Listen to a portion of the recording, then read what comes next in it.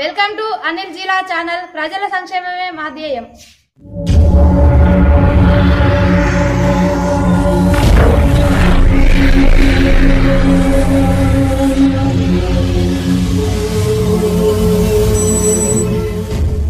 ప్రత్యక్ష ప్రసారాన్ని విన్న కొంతమంది పిల్లలు రిజర్వేషన్ రద్దుపై ఆందోళన చేపట్టారు. కొంతమంది పిల్లలు రిజర్వేషన్ కావాలని, మరికొంతమంది పిల్లలు రిజర్వేషన్ వద్దు అని చెప్తున్నారు. వారి యొక్క గోసలు విందాం.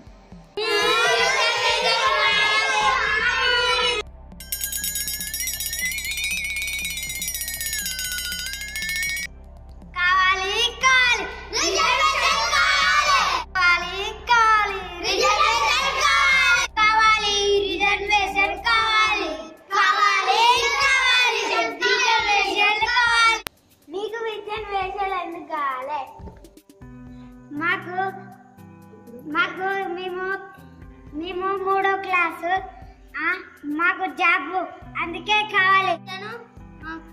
మా కుటుంబం తక్కువ అయిపోతుంది, అందుకే నాకు రిజర్వేషన్ కావాలి. నాకు రిజర్వేషన్లు లేకపోతే మా బతుకులు కూలి బతుకులు అవుతాయి. కావాలి. ఇటువైపు గొడవలు ఇట్లా అవుతుండగా పార్లమెంట్ లో సమావేశం ఏమవుతుందో చూద్దాం. ఇప్పుడు ఆటల మంత్రి తమ యొక్క గోసలు చెప్పాలని కోరుకుంటున్నాం. గౌరవ స్పీకర్ గారికి రామ్ రామ్. అధ్యక్ష, ఇప్పుడు ఈ ప్రైవేట్ స్కూళ్ళ పరిస్థితి చాలా ఘోరంగా ఉంది అధ్యక్ష. ఇంటి దగ్గర అంతస్తులు చాలా బాధపడుతున్నారు అధ్యక్ష. అదే మొత్తం ఇరుగిరున్నారు. అసలు ఆట స్థలం లేని స్కూల్ చాలా ఉన్నాయి అధ్యక్ష. అదే ఒక గొర్రె పోయి బయట పడితే అన్ని గొర్రెలు పోయి బయట పడ్డట్టు తల్లిదండ్రులు కూడా అందరు వాళ్ళ పిల్లల్ని కార్పొరేట్ స్కూల్లో పంపిస్తున్నారు అధ్యక్ష. వారికి ఆటలు ఏంటో తెలియదు, వారు మానసికంగా శారీరకంగా ఎదగరు అధ్యక్ష. కాబట్టి రోజుకు ఒక 4 గంటలు ఆటలు స్కూల్లో పెట్టివ్వాలని కోరుకుంటున్నాను. ఆటల మంత్రి గారు మరీ 4 గంటలంటే కష్టమండి. మన స్కూల్ లాగా ప్రొద్దున 1 గంట, సాయంత్రం 1 గంట పెట్టేలా చట్టం అమలుపరుస్తా. ఆట స్థలం లేని స్కూల్ అని ఇప్పటి నుంచి రద్దు చేయాలని చెప్పి చట్టాన్ని కూడా స్టార్ట్ చేస్తున్నాం. ఇది ఇప్పటి నుంచే అమలు. మీ యొక్క వర్గాలలో కూడా దీన్ని అమలు జరిగే విధంగా మీరే చూడాలి. పరీక్షల శాఖ మంత్రి శ్రీమతి మాధురి గారు తమ యొక్క గోస చెప్పాలని కోరుకుంటున్నాం. గౌరవ స్పీకర్ గారికి నమస్కారములు. అధ్యక్ష, సిసి మోడల్ వచ్చిన కాడ నుంచి పరీక్షల భయం లేకుండా పోయింది అధ్యక్ష.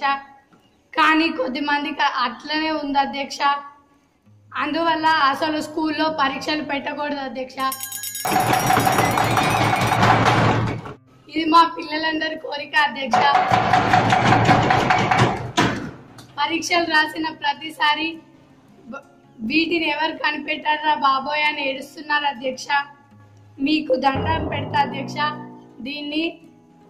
ఈ పరీక్షలు తీసివేయాలని కోరుకుంటున్నాను అధ్యక్ష.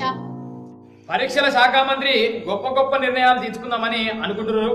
కానీ పరీక్షలు లేకుండా స్కూల్ అనడం చాలా కష్టం. కాబట్టి ఇప్పటికే పరీక్షల భయం పోవడానికి సీసీ మోడల్ ఇచ్చినాము. ఇంకా భయం అంటే మరి మీరే ఆలోచించాలా. మరి ఏ విధానం పెడతామో మీరే చెప్పాలా. ఇది ఎంతవరకు సమంజసం కాదని ఈ చట్టాన్ని నేను అమలు పరుస్తలేను. కూర్చోవాలి. సరే, మగబిడ్డ, తరగతి ప్రముఖ, తరగతి శాఖ మంత్రి, చెప్పు నీ గోస ఏందో చెప్పిగా. గౌరవనీయుల అధ్యక్షులకు నా నమస్కారాలు. నమస్తే. ఇప్పుడు నా కష్టాలు చెప్తాను వినండి. గత కొన్ని సంవత్సరాలుగా నేను క్లాస్ ఇన్ఛార్జ్ గా పనిచేస్తున్నాను అధ్యక్ష. కానీ నాకు మీరు ఉట్టుట్టి అధికారం ఇచ్చారు అధ్యక్ష. కావాలంటే మీరే చూడండి అధ్యక్ష. వీడియో ఆడుకుంటాడు, వీడియో పండుకుంటాడు. అందుకే మాకు పూర్తి అధికారం ఇవ్వండి. వీళ్ళని కొట్టుకుంటూ తిట్టుకుంటూ మేము మార్చి మా క్లాస్ ని అందంగా అద్భుతంగా మారుస్తాం. దీన్ని మేము ఎంత మాత్రం ఒప్పుకోను అధ్యక్ష. ఎప్పుడు వారు ప్రతిపక్ష నాయకుల పేర్లు మాత్రమే బోర్డు పైన రాస్తాడు అధ్యక్ష. దీన్ని అంగీకరించడం రూరల్ మంత్రి గారు. ఇక మీరు బయట. నేను అందరిని సమానంగా చూస్తాను, అందరి పేరు సమానంగా ఎక్కిస్తాను. ఎవరు మాట్లాడితే వారి పేరునే ఎక్కిస్తాను అధ్యక్ష. నువ్వు ఎక్కువసారి బోర్డు పైన నా పేరు ఎక్కువసారి రాసినావు. నువ్వు ఎక్కువ మాట్లాడినా నీ పేరు రాసిన. నేనా? నువ్వే. న్యాయంగానే చూస్తాను. సార్, ఇదేం కోసారా? నేను కోసే పడుకుంటా. ఓకే, తరగతి శాఖ మంత్రి, ఒకవేళ మీకు పూర్తి అధికారాన్ని ఇస్తే మీరే కొట్లాడుకుంటారు. దానివల్ల కేసులు పెరిగి పోలీసు వాళ్ళకి ఇంకా పని పెరుగుతుంది. కాబట్టి మీకు ఉట్టుటి అధికారము బోర్డు మీద పేరు రాసులు మాత్రమే ఇస్తున్నాము. బోర్డు మీద పేరు రాయాలా, మీ నియోజకవర్గ ఎమ్మెల్యేకు విన్నపించాలని కోరుకుంటున్నాం అధ్యక్ష. కూర్చోవాలిగా. తర్వాత పైసల శాఖ మంత్రి శ్రీమతి అర్చన గారిని లెక్కలు ఎడదాకా వచ్చినాయి, మరి నీ యొక్క పోస చెప్పాలని కోరుకుంటున్నాను. గౌరవనీయులైన స్పీకర్ గారికి నా నమస్కారాలు. అధ్యక్ష, ఇప్పుడు బిస్కెట్ కవర్ల ట్యాక్సులు, క్లాస్ కి లేట్ గా వస్తే ట్యాక్సులు, టై లేకుంటే ట్యాక్సులు, బెల్ట్ లేకుంటే ట్యాక్సులు, యూనిఫామ్ వేసుకో రాకుంటే ట్యాక్సులు, బూట్లు వేసుకో రాకుంటే ట్యాక్స్, ఇలా ట్యాక్సుల మీద ట్యాక్సులు వేస్తే వచ్చే ఎన్నికల్లో ప్రతిపక్ష పార్టీలు ఎత్తికొస్తారు అధ్యక్ష. అందువల్ల జమ చేసిన పన్నుల పైసలను మళ్ళీ పిల్లలకే చాక్లెట్లు బిస్కెట్లు కొనిద్దాం అధ్యక్ష. నెక్స్ట్ ఎన్నికలు మళ్ళీ మనమే గెలవచ్చు కదా అధ్యక్ష. ఇక ఈ సంవత్సరం ఫైన్ల వివరాలు, ఖర్చు చేసిన వివరాలు ఇందులో ఉన్నాయి అధ్యక్ష.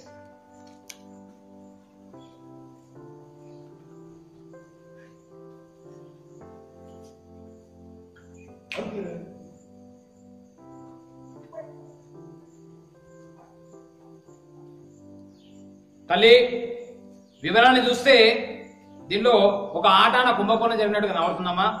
ఈ ఆటనకు ఎవరు బాధ్యులు, మరి ఈ కుంభకోణాన్ని ఎవరు చేసినట్టు? మన అధ్యక్ష, ఈ కుంభకోణాలన్నీ ఈ మంత్రి గారే చేశారు. అందుకే ఈ మంత్రి గారిని తీసేసి నన్ను పైసల శాఖ మంత్రి గారిగా చేయాలని కోరుకుంటున్నాను అధ్యక్ష. అధ్యక్ష, నన్ను చేయాలి.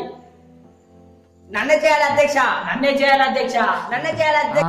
పైసల శాఖ మంత్రిగా ఉంటే డబ్బులు ఎక్కువ వస్తాయి, అందుకు నేనుంటాను అధ్యక్ష పైసల శాఖ మంత్రిగా. నేనుంటాను అధ్యక్ష. అధ్యక్ష, నేనే ఉంటాను. నేనే ఉంటాను అధ్యక్ష.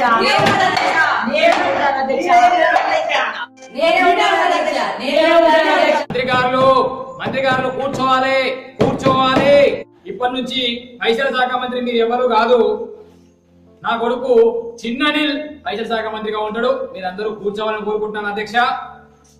కూర్చోవాలి. రిజర్వేషన్ రద్దుపై ఆందోళన చేపట్టారు. వద్దు వద్దు రిజర్వేషన్ రద్దు, వద్దు వద్దు రిజర్వేషన్ రద్దు, మరి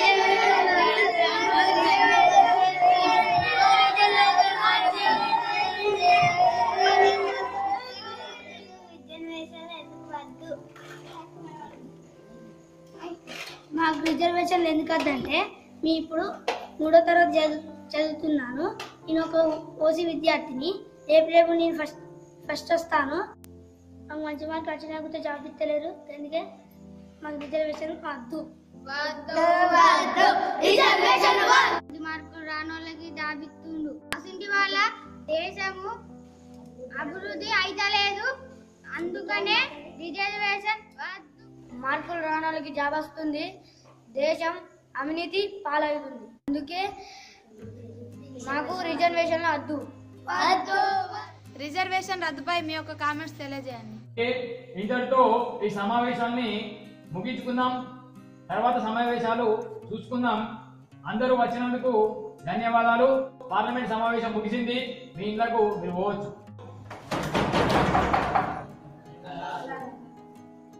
okay friends, it is for only comedy, కానీ దీనిలో కొద్దిగా ఆలోచించిన విషయం ఉంది. నిజంగా పిల్లలు కొద్దిగా ఇంగ్లీష్ మీడియంలో అని కొన్ని ఆల్రెడీ చూసిన వీడియో ఇంతటితో సమాప్తము. ఓకే, ఈ వీడియో మీకు నచ్చినట్లయితే లైక్ చేయండి, షేర్ చేయండి, మా ఛానల్ ని సబ్స్క్రైబ్ చేయండి.